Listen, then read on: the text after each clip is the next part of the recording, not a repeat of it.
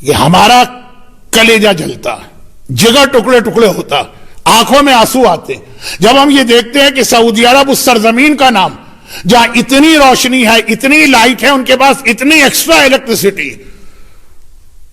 کہ رات کے 2 بجے آپ کسی چھوٹی سی گلی میں جائیں اور سوئی گر پڑے تو آپ اس سوئی کو اٹھا سکیں گے، اتنی روشنی۔ لیکن اگر کہیں اندھیرا، اگر کہیں ویرانی، وہ یہ قبر فاطمہ ہے، وہ یہ قبر معصومین۔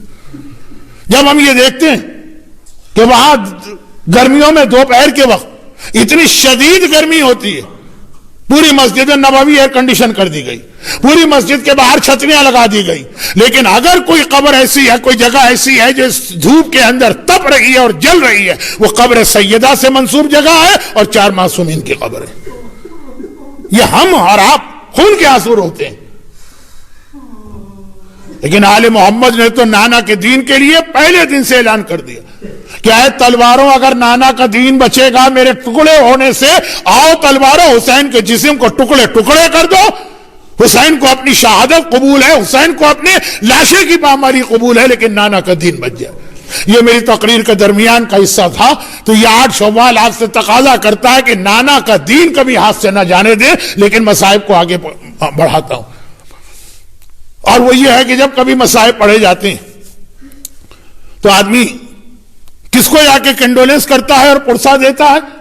جو اس خاندان کا سب سے بڑا اس وقت ہوتا۔ مگر جب یہ مصائب نازل ہوئے تو 11 کے 11 امام دنیا سے جا چکے تھے۔ امامت تو امام زمانہ کی ہے نا، یہ غم، یہ مصیبت، یہ امتحان تو اللہ نے امام زمانہ کا لیا ہے نا۔ ارے آپ میں سے اگر کوئی صاحب طاقت ہو، مجبوری نہ ہو، صاحب طاقت، اور آپ کی آنکھوں کے سامنے کوئی آپ کی ماں کی قبر کو توڑنے کے لیے آگے بڑھ جائے، آپ اپنی جان دے دیں گے۔ ہائے میرے زمانے کا امام کتنا صابر ہے، اس کی آنکھوں کے سامنے یہ ظلم عظیم برپا ہو رہا۔ بھئی یہ تو وہ منزل ہے جہاں پہ مولا علی تک، میں یہ نہیں کہتا کہ صبر ختم ہو گیا، جو وعدہ لیا تھا رسول اللہ نے، وہ وعدے کی حد ختم ہو گئی تھی، علی تک برداشت نہ کر سکا۔ بہار الانوار کی 10ویں جلد میں یہ روایت ہے، اسی پہ آج کی مجلس ختم کر رہا ہوں۔ فاطمہ پہ وہ سارے مظالم ہو گئے جس کا سلسلہ بابا کی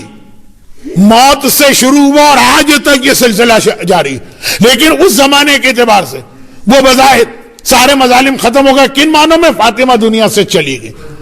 پہلو شکستہ کے ساتھ گئی، ٹوٹی ہوئی پسلیوں کے ساتھ گئی، محسن کی شہادت دیکھنے کے ساتھ گئی، گھر کے جلے ہوئے دروازے کو دیکھنے کے ساتھ گئی، چلی گئی فاطمہ دنیا سے۔ رات کے اندھیرے میں مولا نے فاطمہ کو لے جا کے دفن کیا۔ اگلا دن آیا، چونکہ فاطمہ کا حجرہ تو بالکل مسجد سے ملا ہوا ہے نا، مسجد میں حاکم وقت بیٹھا،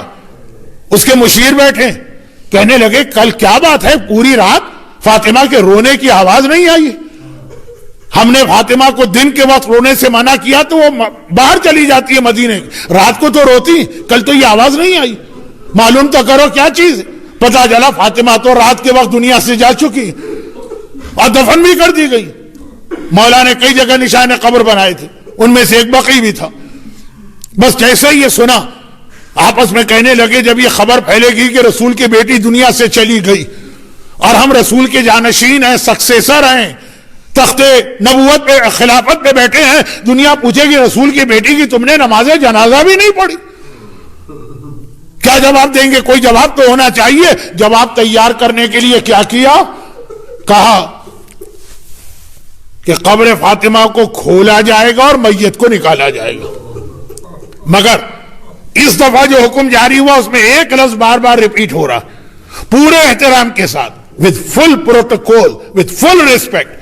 کہا قبر فاطمہ کو بڑے احترام کے ساتھ کھولا جائے گا، میت کو بڑے احترام کے ساتھ نکالا جائے گا، اور احترام کا تقاضا یہ کہ پہلے قبر کے چاروں طرف قناتیں لگائی جائیں گی، پردے لگائے جائیں گے، کوئی نامحرم مرد تو نامحرم مرد، کوئی جوان عورت بھی وہاں نہ جانے پائے۔ رسول اللہ کے زمانے کی جو صحابیات ہیں ان میں بھی جو بہت ہی بوڑھی ہیں، صرف وہ بلائی جائیں گی۔ وہ قبر ابھی بالکل تازہ ہے، وہ قبر کی مٹی کو پورے احترام سے ہٹائیں گی، پورے احترام سے میت کو نکالیں گی، حتی الامکان آنکھیں یا بند کریں گی یا آنکھیں پھیریں گی، اور اس کے گہوارے پہ میت رکھ کے چادر ڈال دیں گی، قنات سے باہر لائیں گی، بھائی میت وہیں رکھی رہے گی، ہم نماز پڑھیں گے، ہم نماز پڑھ کے فوراً چلے جائیں گے، اور یہ میت دوبارہ بڑے احترام کے ساتھ دفن ہوگی اور دوبارہ قبر کو بند کیا جائے گا۔ صحابیات آئیں گی، وہ بھی جوان نہیں بوڑھی، پردے لگائے جائیں گے، احترام کے ساتھ آنکھیں بند کر کے میت کو اٹھایا جائے گا، نماز پڑھ کے فوراً سارے مرد یہاں سے چلے جائیں گے۔ ادھر یہ تیاریاں شروع ہوئی، ان صحابیات کو جمع کیا جا رہا، ادھر مولا کو خبر ملی، بہار الانوار جلد 10 یعنی والیوم 10، بس ایک بار مولا غیظ و غضب و جلال کے عالم میں وہی ذوالفقار لے کر جو جنگ احد میں نازل ہوئی اپنے حجرے سے باہر آتے اور اتنی تیزی کے ساتھ آئے، اتنی تیزی کے ساتھ قبر کی ذرا سی مٹی بھی نہ ہٹنے پائے، اتنی جلدی سے آئے، سر پہ امامہ بھی نہیں ہے، پاؤں میں جوتا بھی نہیں ہے، ہاتھ آستینیں بلند ہیں، منہ سے کف جاری ہے، ہاتھ میں ذوالفقار حیدر ہے، اور آ کے قبر فاطمہ پہ بیٹھ گئے۔ ظالموں، اگر کسی نے قبر فاطمہ کو ہاتھ لگایا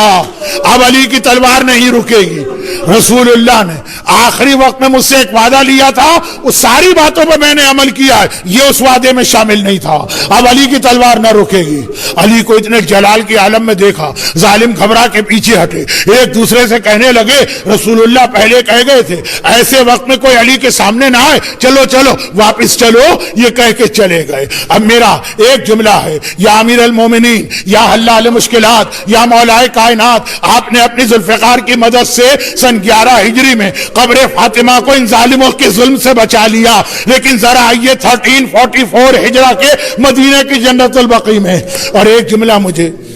امام زمانہ سے کہنا ہے، اے میرے زمانے کے امام، اے حجت خدا، آپ کے دادا کا جب یہ امتحان لیا گیا تو آپ کا دادا ذوالفقار لے کے اپنی بیوی کی قبر بچانے آ گیا، ہائے یہ آپ کی امامت تھی جب 8 شوال 1344 ہجری کی وہ منحوس صبح نمودار ہوئی کہ ایک مرتبہ یہ سارے بغضی علی کینے اور عداوت میں بھرے ہوئے دشمنان اہل بیت بقیع میں کدالیں لے کے داخل ہوئے، بلڈوزر لے کے داخل ہوئے، پوچھنے لگے یہاں قبر فاطمہ اور قبر معصومین کون سی ہے؟ لوگوں نے کہا یہ روضہ ہے معصومین کا، یہ ہے قبہ بنی ہاشم۔ بس ایک مرتبہ بلڈوزر کو حکم دیا آگے بڑھو، بلڈوزر آگے بڑھا، وہ روضے سے ٹکرایا، وہ قبہ گرا، وہ روضہ ٹوٹ کے گرا، وہ زری ٹوٹ کے گری، نشان قبر ظاہر ہوا۔ اب کدال والے آگے بڑھے،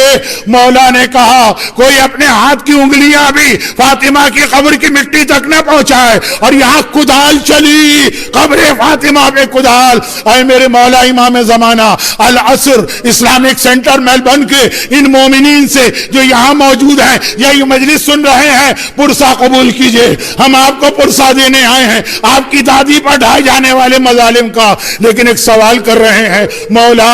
آخر آپ نے ایسے موقع پہ برداشت کیسے کر لیا؟ تو مجھے یقین ہے ایک جواب ملے گا، اور میرا مولا کہے گا کون غیرت مند بیٹا یہ برداشت کر سکتا ہے؟ لیکن جب میں نے پلٹ کے میدان کربلا میں دیکھا میرا دادا سید الساجدین اس کی آنکھوں کے سامنے اس کے بوڑھے بابا کے لاشے پر گھوڑے دوڑائے جا رہے، لاشا پامال کیا جا رہا، اور وہ حکم خدا سے صبر کر رہا ہے، تو میں نے بھی صبر کا مظاہرہ کیا۔ اجرکم اللہ۔ خدا بندہ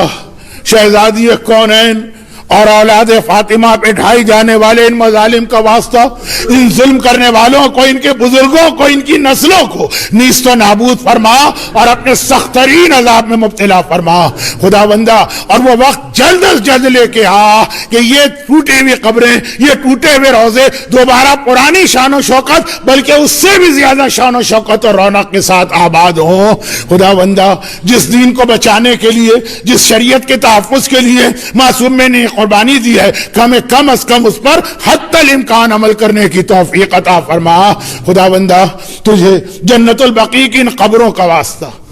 ہمارے جتنے مرحومین ہیں، خصوصاً آج برادر محترم فہیم مرچنٹ صاحب کی اہلیہ کا انتقال ہوا کل رات کو،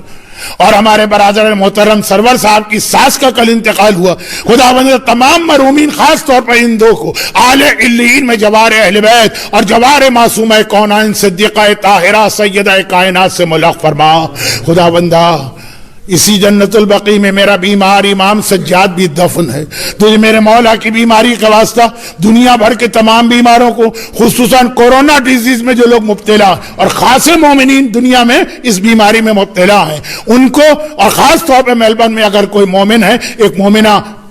یہاں بھی اس وقت کینسر سے جنگ کر رہی ہیں، خدا بندہ ان سب کو شفائے کاملہ عطا فرما. اور خدا بندہ ان مظالم کو سننے سے برداشت نہیں ہوتا ہے، اس لیے اپنی آخری حجت خون کربلا اور مظالم اہل بیت کا انتقام لینے والے امام زمانہ کے ظہور میں تعجیل فرما.